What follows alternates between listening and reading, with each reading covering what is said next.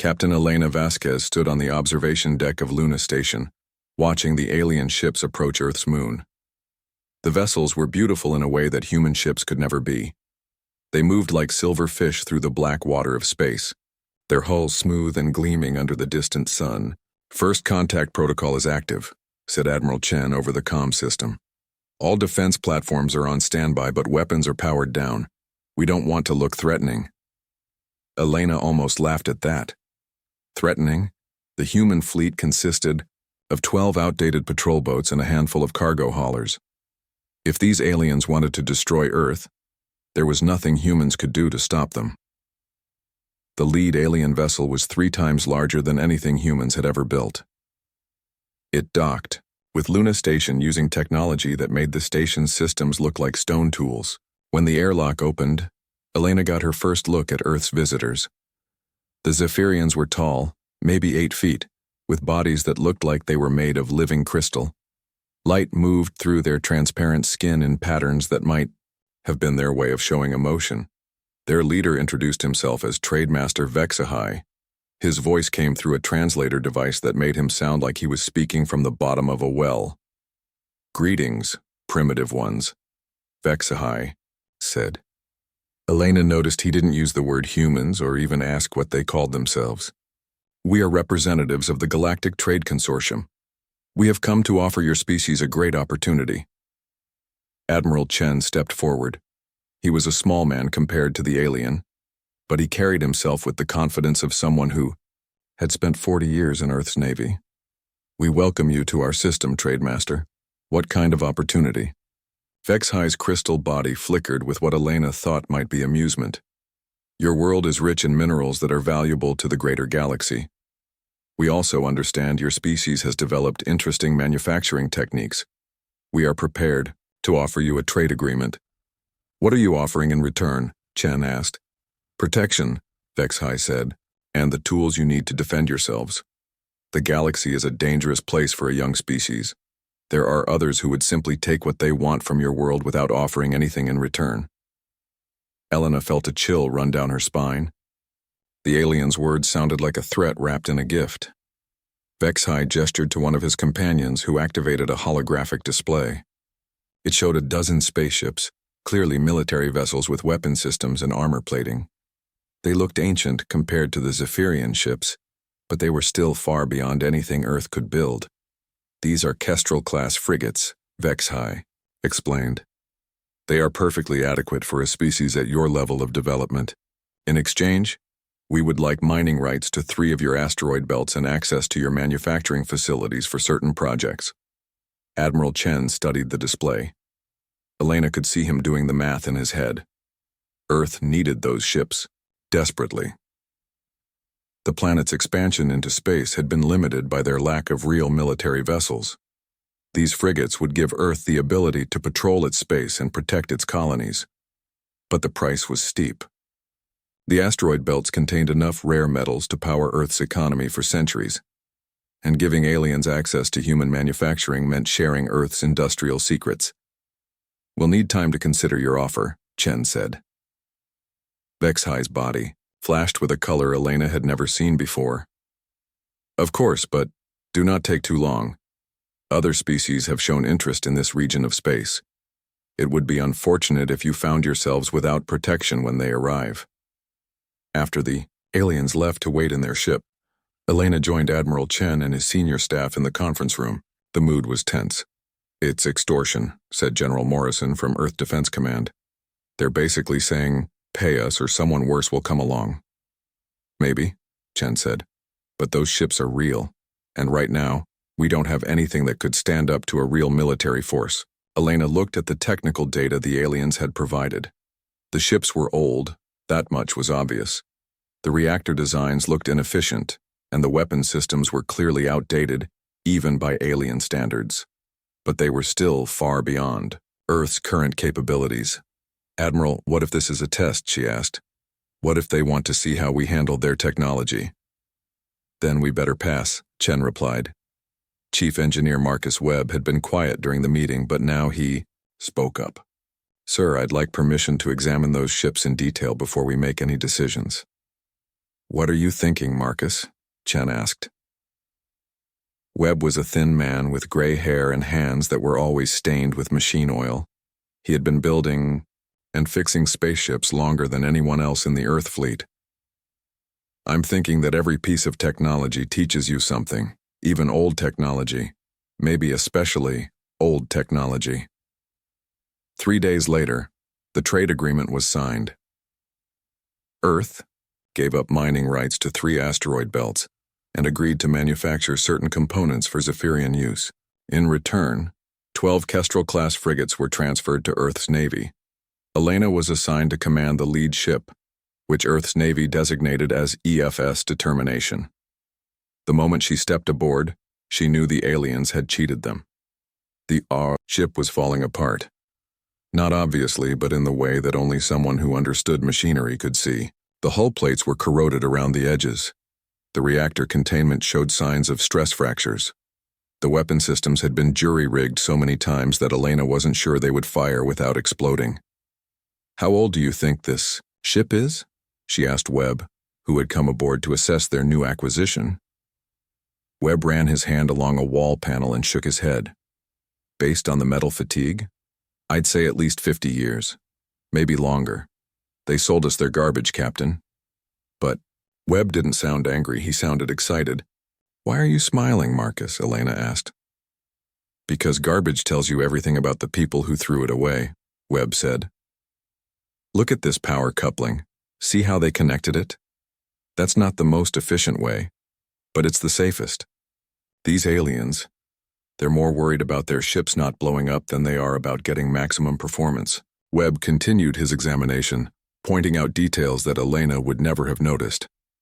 The aliens built their ships to last, but not to fight hard. Their technology was sophisticated but conservative. They were clearly more concerned with avoiding risk than with pushing the boundaries of what was possible. "The reactor system is fascinating," Webb said. "It's completely different from our fusion plants, but the basic principles are the same. And see this?" He pointed to a series of conduits. "They're using magnetic containment, but they're doing it all wrong. We could probably increase the power output by 30% just by rerouting the field generators." Elena began to understand why Webb was excited. The aliens hadn't just sold Earth a fleet of old ships. They had given Earth a complete technical education in galactic technology. Every system on these ships was a lesson in how aliens thought about engineering problems. As the Determination limped back toward Earth, Elena found herself thinking about Trademaster Vexhai.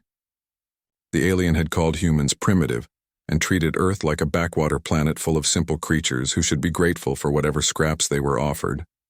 Maybe he was right about humans being primitive. But Elena had spent enough time around engineers to know that primitive didn't mean stupid. It just meant you were starting from a different place. And sometimes starting from a different place meant you could see solutions that others had missed. The aliens had given Earth 12 ships. What they didn't know was that they had also given Earth something much more valuable, a complete blueprint for galactic military technology, along with a very clear demonstration of where that technology could be improved. Elena smiled as she watched Earth grow larger in the viewport. The aliens thought they had bought themselves a dependent client species. Instead, they had just given their biggest potential competitor a detailed look at all their weaknesses. 6 months after the trade deal, Marcus Webb stood in the center of the largest engineering bay on Luna Station. Around him, the 12 alien ships had been completely torn apart. Every component, every wire, every bolt had been removed, cataloged, and studied. The bay looked like a massive jigsaw puzzle. Alien technology was spread across hundreds of tables with teams of engineers working to understand how each piece functioned. Webb had requested the best minds from every major university and corporation on Earth. NASA, Boeing, Lockheed Martin, SpaceX, even automotive engineers from Tesla and Toyota. Everyone had something to contribute. "Status report," Webb said to Dr. Sarah Kim, who was leading the power systems team. Dr. Kim was a fusion specialist who had spent the last decade trying to solve Earth's energy problems.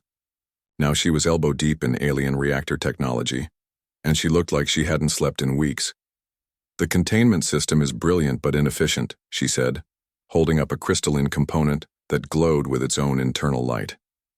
They use a magnetic field that's perfectly stable, but it requires 3 times more energy than it should. Look at this. She led Webb to a computer display showing the alien reactor design next to a human fusion plant schematic.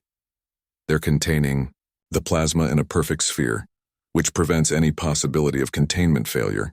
But a sphere is the worst possible shape for energy extraction. If we used our magnetic plasma research and shaped the containment field like this, she manipulated the display, showing an elongated field shape. We could increase power output by 200%. Webb nodded and moved to the next station, where Colonel James Harrison was examining the weapon systems. Harrison was a career military officer who had spent his life studying how to destroy things efficiently. The aliens are using particle beam weapons, Harrison explained.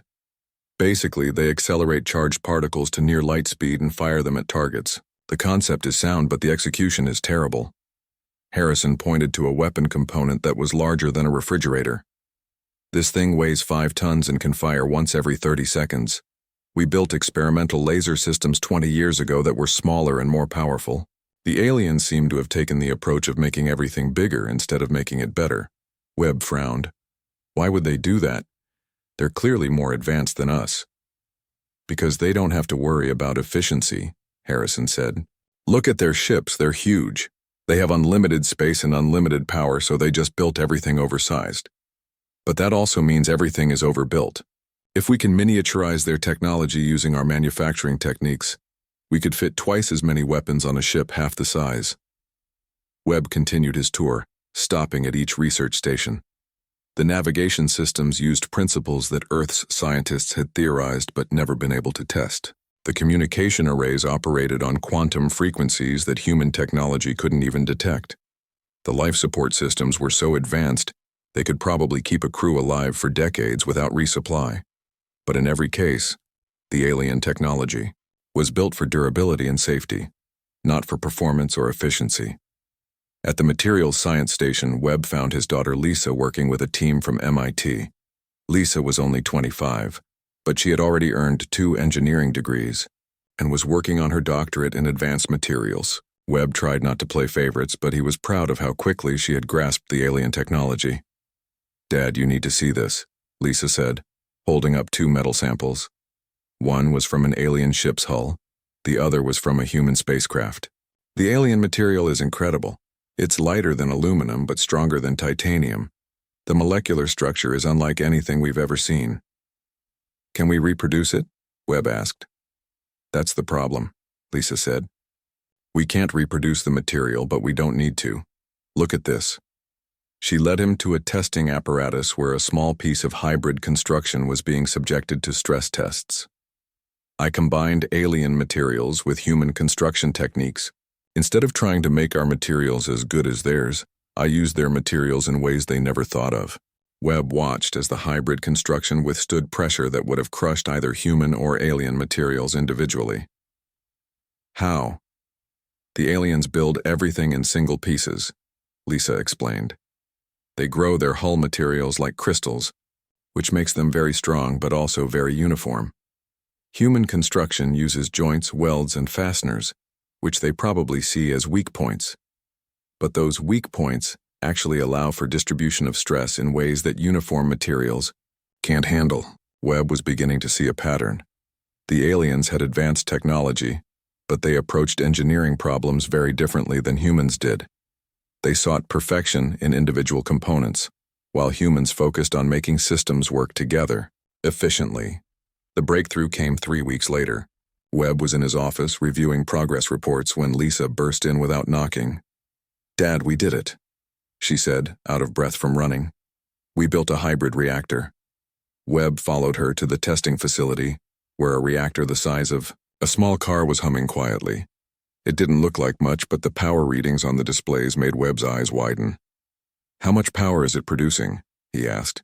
3 times the output of the original alien reactor, Dr. Kim said. She looked exhausted but triumphant. "We used their containment technology but applied human magnetic field theory.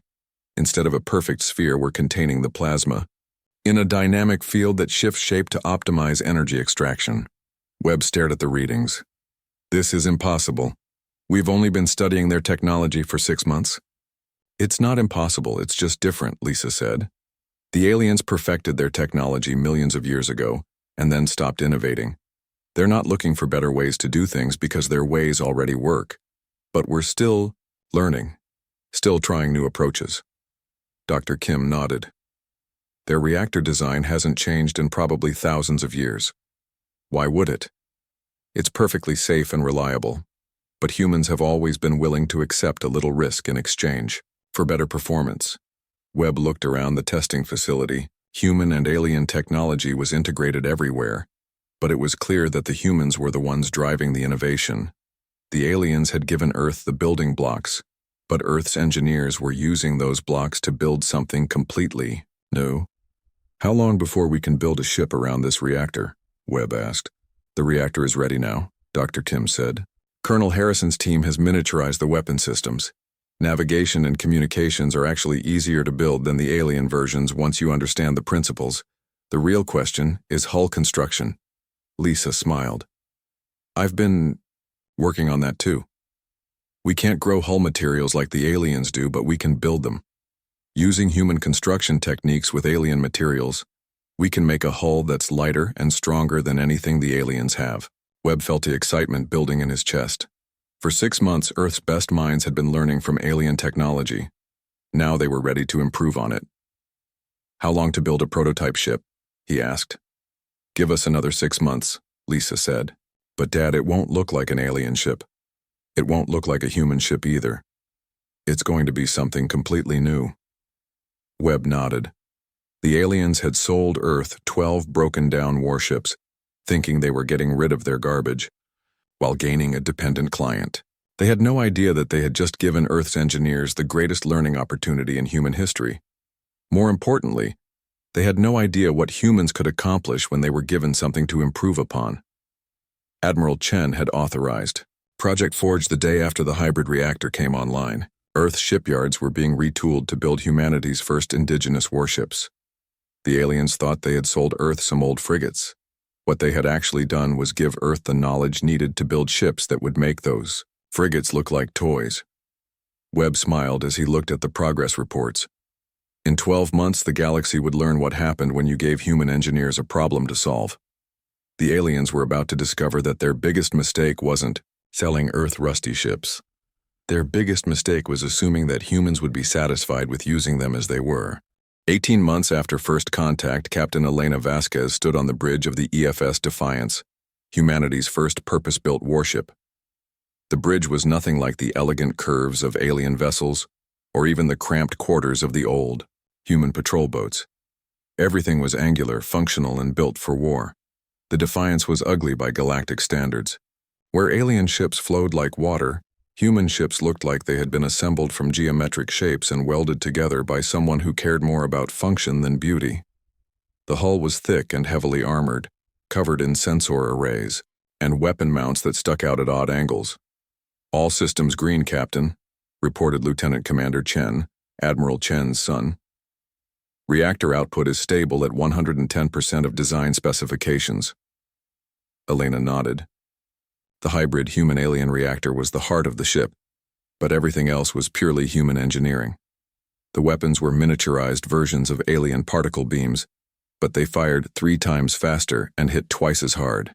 The armor was alien materials built using human techniques, creating protection that could absorb damage that would destroy any known spacecraft. Navigation.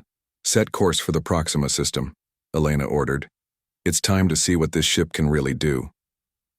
The Defiance was the first of 12 ships in Earth's new destroyer class. They were smaller than the alien frigates Earth had received, but they packed more firepower and could take more punishment. More importantly, they were built using human manufacturing techniques, which meant Earth could produce them quickly and in large numbers. As the ship jumped to faster-than-light travel, Elena thought about the past year and a half. Earth's shipyards had been working around the clock, and the results were impressive. Luna Station now had construction bays that could build a destroyer in 6 weeks. The orbital facilities around Mars were producing cruiser-class ships. Even Earth's moon-based factories were turning out patrol vessels and support ships. The aliens had taught Earth how to build spaceships, but humans had taught themselves how to build them better, faster, and cheaper. The Defiance dropped out of Bite, FTL at the edge of the Proxima system, where a small human colony had been established to mine rare metals from the asteroid belt.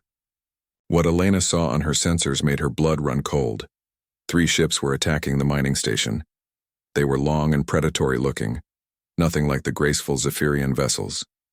These ships had to belong to the hegemony, the militaristic, alien empire that the Zephyrians had warned Earth about.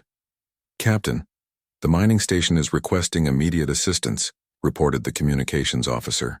"They're reporting heavy damage and multiple casualties." Elena didn't hesitate. "Battle stations. All hands to combat positions. Lieutenant Commander Chen, signal Earth that we have encountered hostile forces." The bridge lighting shifted to red as the crew prepared for humanity's first real space battle. Elena felt her heart racing, but her hands were steady as she studied the tactical display. The hegemony ships were larger than the Defiance, with weapon systems that looked more advanced than anything the Zephyrians had shown Earth. But Elena had spent months training with the new ship's capabilities, and she knew what the Defiance could do. "Range to targets?" she asked. 50,000 kilometers and closing," reported the tactical officer. "Enemy ships are ignoring our approach. They seem to be focused on the mining station." Elena understood why. To the hegemony, a single human ship probably didn't represent a serious threat. They had no way of knowing that Earth had spent the last year rebuilding alien technology from the ground up. "Weapons range in 30 seconds, the tactical officer announced. "Target the lead ship," Elena ordered. "Full power to forward particle, beams. Let's show them what human engineering can do." The Defiance opened fire at maximum range, sending a concentrated beam of charged particles across space at near light speed. Elena watched the tactical display as the beam struck the hegemony vessel's shields. The alien ship's defensive systems flared and collapsed instantly. "Direct hit," the tactical officer reported, his voice filled with surprise. "Enemy shields are down. Hull damage detected." Elena smiled grimly. The aliens had built their weapons to be safe and reliable. Humans had built theirs to punch through any defense they encountered. The hegemony ships finally turned their attention to the Defiance, but they were clearly confused by what had just happened.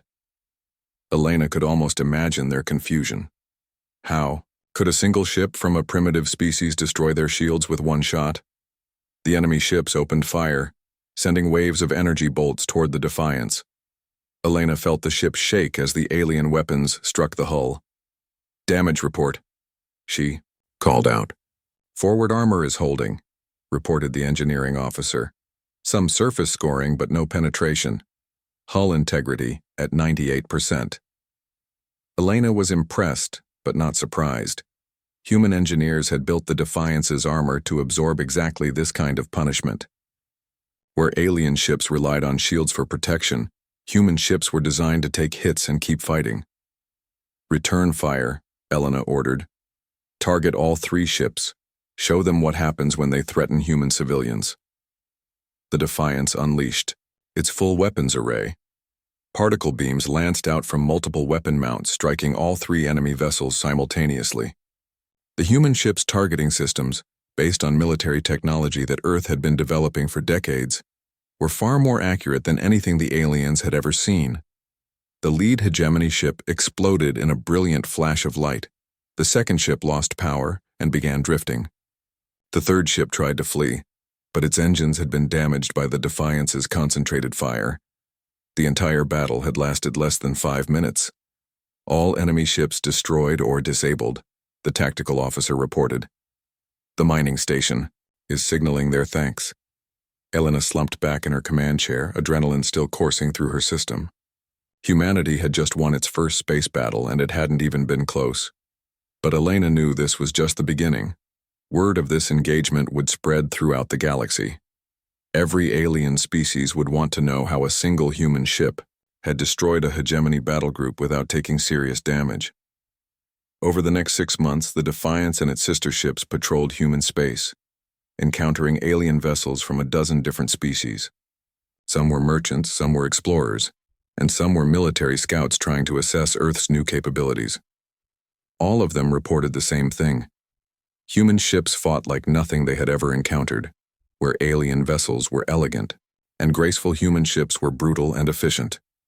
Where alien weapons were designed to disable opponents safely, human weapons were designed to destroy targets completely. Where alien armor was meant to deflect attacks, human armor was built to absorb massive damage and keep functioning. The galaxy was learning that humans approached warfare very differently than any other species. Captain Vasquez received a priority message from Earth while the Defiance was patrolling the outer edge of human space. Admiral Chen's face appeared on her screen, and he looked pleased. "Elena, I have good news," he said. "The shipyards have completed the first batch of production vessels. We now have 24 destroyers operational, with 12 more launching next month. More importantly, Luna Shipyards has just finished construction of our first heavy cruiser." Elena raised an eyebrow. "How heavy?" "The EFS Indomitable is 3 times the size of the Defiance and carries enough firepower to engage an entire alien fleet," Chen said. "We're also getting reports from our intelligence network that the Zephyrians are asking questions about our technology. It seems they're starting to worry that they may have made a mistake in their initial assessment of human capabilities." Elena smiled. The Zephyrians had treated Earth like a primitive backwater that should be grateful for whatever scraps they were offered. Now they were starting to realize that they had given those primitives everything they needed to become a serious military power. "What are our orders, Admiral?" Elena asked. "Continue your patrols," Chen said. "But Elena, I want you to know that you and the Defiance have changed everything. Word of your victories is spreading throughout the galaxy. Other species are starting to look at humanity very differently." After the transmission ended, Elena walked to the observation deck and looked out at the stars. 18 months ago, Earth had been a single planet with no real military presence in space. Now, human ships patrolled multiple star systems, protecting Earth's interests and showing the galaxy that humanity was not to be underestimated. The aliens had sold Earth 12 rusted warships, thinking they were taking advantage of a naive species. Instead, they had given Earth the foundation to build something that none of them had seen coming. Elena thought about Trademaster Vexhai and his condescending attitude. She wondered what he would think if he could see the Defiance now, or if he knew that Earth was producing warships faster than any other species in the galaxy. The students had not only learned from their teachers, they had surpassed them in ways the teachers never thought possible, and this was just the beginning. 2 years after first contact, Ambassador Patricia Chen stood in the command center of Titan Manufacturing Station, watching humanity's industrial revolution spread across the solar system. Patricia was Admiral Chen's daughter, but she had chosen diplomacy over military service. Now she was Earth's chief representative to the galactic community, and she was preparing for the most important negotiation in human history. Through the massive observation windows, Patricia could see the construction yards that stretched for hundreds of kilometers across Titan's orbit. Automated factories worked around the clock, assembling ships at a pace that would have been impossible just 2 years ago. The sound of construction echoed through the station's corridors. The hum of fusion welders, the clang of metal being shaped, and the whistle of atmospheric recyclers processing the air from a dozen different construction zones. "Status report," Patricia said to Director Williams, the Chief of Industrial Operations. Williams was a former automotive executive who had been recruited to apply mass production techniques to spacecraft construction. He looked exhausted, but pleased as he consulted his tablet. "We're currently operating at 120% of design capacity," he reported. "Luna Station is producing 1 destroyer every 4 days. The Mars orbital facilities are completing a cruiser every 2 weeks. And this station just finished our 3rd Dreadnought." Patricia nodded, but she was more interested in the numbers that weren't being reported. "What about total fleet strength?" "As of this morning, Earth has 437 operational warships," Williams said. "That includes 28 heavy cruisers and 3 dreadnoughts. We also have over 800 support vessels, cargo ships, and patrol boats." Patricia tried to keep her expression neutral, but internally she was amazed. 2 years ago, Earth's entire space fleet could have fit in a single hangar bay. Now humanity commanded more ships than most alien empires had built in centuries. The secret was Earth's approach to manufacturing. Where other species built ships one at a time using artisan techniques, humans had applied industrial mass production methods to spacecraft construction. Standardized components, assembly line techniques, and automated systems allowed Earth to build ships like consumer products. "Any word from the Galactic Trade Consortium?" Patricia asked.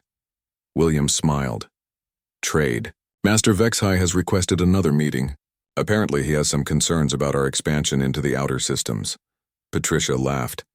The same alien who had condescended to sell Earth 12 broken ships was now worried about human expansion. The irony was not lost on her. "Schedule the meeting for tomorrow," she said, "and make sure he gets a full tour of the facilities before we sit down to talk."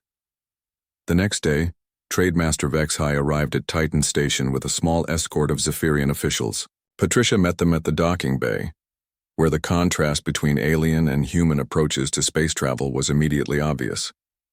The Zephyrian ship was a work of art, with flowing curves and surfaces that seemed to shift and change as the light hit them.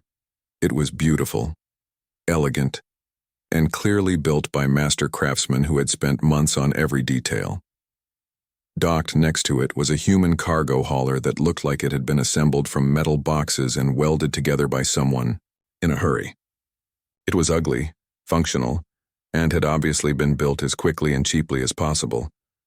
But Patricia noticed that the human ship was larger, carried more cargo, and had arrived at the station faster than the alien vessel. "Ambassador Chen," Vexhai said through his translator. His crystal body was flickering with colors that Patricia's briefings had taught her indicated nervousness. "Thank you for agreeing to this meeting." "Of course, Trademaster," Patricia replied. "Would you like a tour of our facilities before we begin our discussions?" Vexhai's body flashed with what might have been reluctance, but he agreed. Patricia led the alien delegation through Titan Station, making sure they saw everything. In the reactor assembly bays, human workers were installing hybrid power plants that produced 3 times more energy than the original alien designs. In the weapons manufacturing sections, assembly lines were turning out particle beam arrays that were smaller, more powerful, and more reliable than anything the galaxy had seen before. But it was the ship construction areas that clearly shocked the aliens the most. Patricia brought them to an observation deck overlooking the main assembly floor, where 12 destroyers were being built simultaneously. Each ship moved along an assembly line, where teams of workers and automated systems installed weapons, armor, engines, and electronics with mechanical precision. "How long does it take to build one of these vessels?" asked one of Vexhai's companions. "From start to finish, about 3 weeks," Patricia said casually. "We could do it faster, but we don't want to sacrifice quality for speed." The aliens exchanged glances that Patricia's briefings told her indicated shock and disbelief. According to Earth's intelligence, most alien species took years to build a single warship. "This is impressive," Vexhai said finally. "But surely this level of production is not sustainable. You must be using up your resources at an alarming rate." Patricia smiled. "Actually, Trademaster, our production capacity is still growing. We're opening new facilities in the Alpha Centauri system next month, and we have plans for construction yards in 6 other systems by the end of the year." This was not entirely true, but it was close enough. Earth's industrial expansion was limited more by the time it took to transport equipment to new systems than by any lack of resources or manufacturing capability. After the tour, Patricia and Vexhai sat down in a conference room that overlooked the construction yards. Through the windows, they could see human ships moving in and out of the station in a constant stream of activity.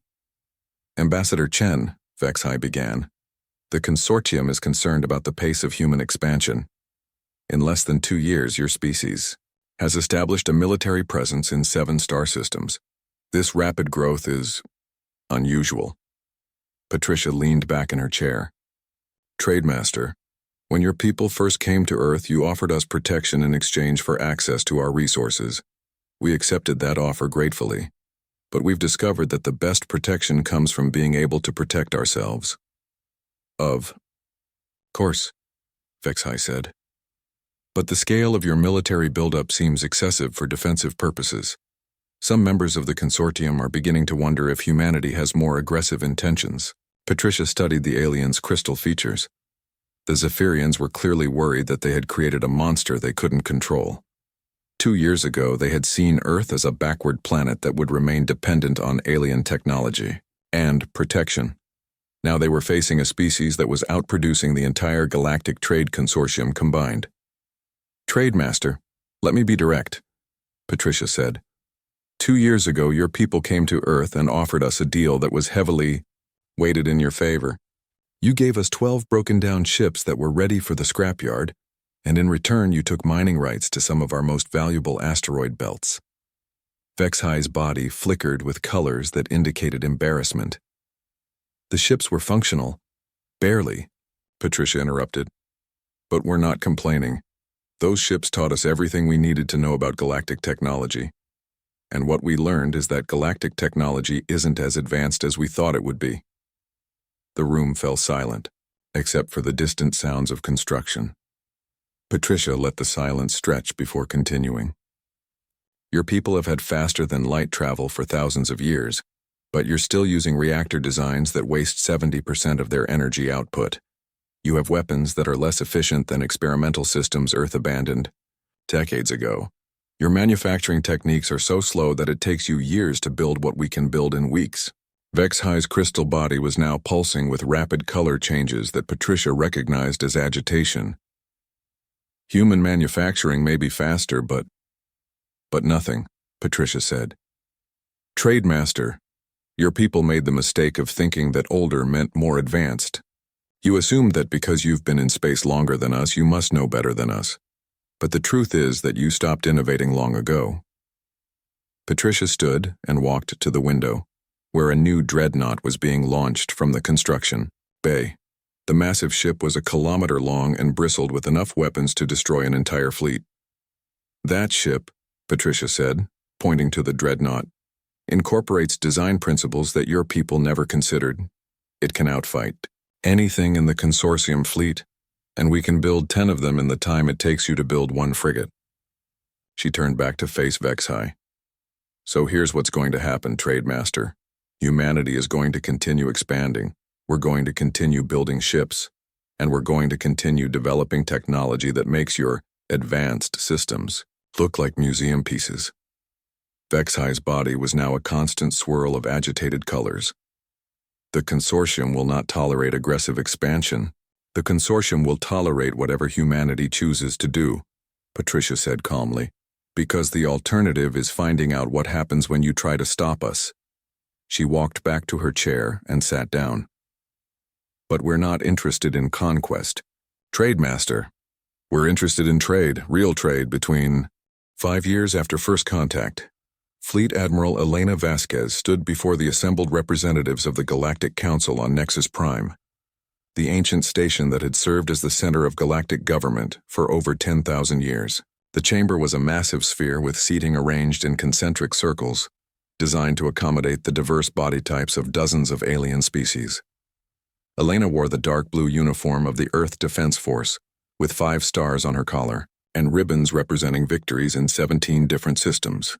Behind her, a holographic display showed the current deployment of human forces: 50 dreadnoughts, 300 heavy cruisers, and over 2,000 escort vessels, all built in the past 5 years.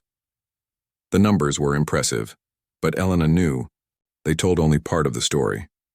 What the display didn't show was that human industrial capacity was still growing. Earth's shipyards were now producing vessels faster than any empire in galactic history. The colony worlds were contributing their own manufacturing capabilities, and human technology was advancing at a pace that left other species struggling to keep up. At the center of the chamber sat the High Arbitrator, an ancient being whose species had been mediating galactic disputes since before most civilizations had developed space travel. Around the chamber, representatives of 43 different species watched Elena with expressions that ranged from curiosity to fear to respect. Admiral Vasquez, the High Arbitrator, spoke in a voice that carried the weight of centuries. "You have been called before this council to address concerns about humanity's rapid expansion and military buildup. Some members fear that your species represents a threat to galactic stability. Elena nodded respectfully. High Arbitrator, honored representatives, I appreciate the opportunity to address your concerns. But first, I think it's important to understand how we arrived at this point. She gestured to the holographic display, which shifted to show the 12 Kestrel-class frigates that the Zephyrians had sold to Earth 5 years ago. These were the first alien ships humanity ever possessed, Elena said. They were old, broken, down, and barely functional. But they were also our introduction to galactic technology and our first lesson in how the galaxy views emerging species. The display changed to show Trademaster Vexhi's original presentation to Earth. Elena saw several alien representatives shift uncomfortably as they were reminded of the condescending tone and unfair terms of that first trade agreement. The Zephyrians saw Earth as a primitive world full of naive creatures who should be grateful for whatever scraps they were offered. Elena continued. They gave us outdated technology in exchange for valuable resources, assuming we would remain dependent on their charity for generations. Elena paused and looked around the chamber. They were wrong. The display shifted again, showing the transformation of human space over the past 5 years. Star systems that had been empty now hosted thriving colonies and massive industrial installations. Trade routes that had never existed now carried a constant stream of human vessels. Humanity learned from the technology you shared with us, Elena said. But we didn't simply copy what you had built. We improved it. We made it more efficient, more powerful, and more reliable. We applied our manufacturing techniques to problems that your species had solved with craftsmanship and artistry. Elena saw nods of understanding from some of the representatives. The galaxy had indeed been watching human technological development with growing interest and concern. The result, Elena continued, is that humanity now possesses the largest fleet in known space. But size is not the same as aggression, and power is not the same as threat. At this point, the hegemony representative stood up. General Thakamor was an imposing figure, standing nearly 10 feet tall with 4 arms and natural armor plating. His species had built their empire through military conquest, and they clearly saw humanity as a potential rival. Admiral Vasquez, Thakamor said in a voice like grinding stone, your species has militarized 7 star systems in 5 years. You have built more warships than the rest of the galaxy combined. How can you claim this is not aggressive expansion? Elena turned to face the hegemony general directly. General Thakamor, in those same 5 years, how many systems has the hegemony attempted to conquer? Thakamor's forearms twitched with what Elena recognized as anger. The hegemony brings order to chaotic regions. The hegemony has launched military campaigns against 6 different species in the past 5 years. Elena interrupted. 3 of those species no longer exist as independent civilizations. In contrast, humanity has never initiated hostilities against anyone. Every battle we have fought has been in defense of human colonies or in protection of other species from hegemony aggression. Elena gestured to the display, which now showed a tactical map of recent conflicts. Last year, when the hegemony attacked the Centauri colonies, it was human ships that drove off the invasion force. When the hegemony tried to blockade the Vegan trade routes, it was human vessels that broke the blockade and restored free commerce.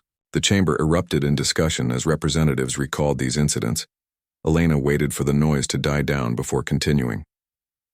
General Thakamor, your empire has spent the past 5 years trying to expand through conquest. Humanity has spent the same time building infrastructure, establishing trade relationships, and protecting smaller species from exactly the kind of aggression that the hegemony represents. Thakamor's armor plates were now glowing with anger, but he sat down without responding. Elena knew she had made her point. The High Arbitrator spoke again. Admiral Vasquez, while your defensive record is noted, the Council remains concerned about the pace of human expansion. No species in recorded history has built a fleet of this size so quickly. Elena nodded. High Arbitrator, that's because no species in recorded history has needed to. When the Zephyrians, the Centauri, the Altarians, and others first entered space, they found a galaxy where expansion was slow and methodical. They had time to develop their fleets gradually because there were no major threats. Elena paused for effect. Humanity entered a galaxy where aggressive empires like the hegemony were actively conquering smaller species. We built a large fleet quickly because we needed to in order to survive and to protect our allies. Trademaster Vexhai, who had been sitting quietly throughout the session, finally stood up. His crystal body was flickering with colors that Elena had learned indicated deep nervousness. "Admiral Vasquez," Vexhai said, "the consortium acknowledges that our initial assessment of humanity may have been incomplete. But surely your species must understand that such rapid military buildup creates fear among other civilizations." Elena looked at the Zephyrian trademaster who had started this entire chain of events. "Trademaster Vexhai, 5 years ago you came to Earth and offered us a choice: accept a position as a junior partner in the galactic community, or face the galaxy alone without protection. We chose a third option. We built our own protection." Elena walked closer to the center of the chamber. "But humanity has never sought to dominate others. Every species that has chosen to work with us has benefited from the relationship. Our technology has improved their manufacturing capabilities. Our ships have protected their trade routes. Our colonies have become markets for their goods." The display shifted to show economic data. Trade between human space and the rest of the galaxy has increased by 800% in 5 years. Human manufacturing techniques have been shared freely with any species that wanted to learn them. Human ships patrol trade routes that were once considered too dangerous for civilian traffic. Elena looked around the chamber. "Honored representatives, humanity doesn't want to rule the galaxy. We want to trade with it, explore it, and help protect it from those who would use force to impose their will on others." The High Arbitrator leaned forward. "What are humanity's intentions going forward, Admiral?" Elena smiled. "High Arbitrator, humanity intends to continue doing exactly what we've been doing. We will continue to build ships because the galaxy is a dangerous place, and we have responsibilities to our allies. We will continue to expand because there are uninhabited systems that could support thriving colonies. And we will continue to defend ourselves and our friends from aggression, wherever that aggression comes from." Elena paused and looked directly at General Thakmore. "But we will also continue to offer partnership to any species that wants to work with us as equals. We believe the galaxy is big enough for everyone to prosper, as long as some people stop trying to take what belongs to others." The session continued for several more hours, with various representatives asking questions about human intentions, capabilities, and policies. But Elena could see that the tone of the discussion had changed. The galaxy was beginning to understand that humanity was not a threat to be contained, but a new power that needed to be accommodated. As the formal session ended, Elena was approached by several alien representatives who wanted to discuss trade agreements, defense pacts, and technology sharing arrangements. The galaxy was adapting to the new reality that humanity represented. Later, as Elena prepared to return to Earth, she received a message from Admiral Chen, who was now the overall commander of Earth's military forces.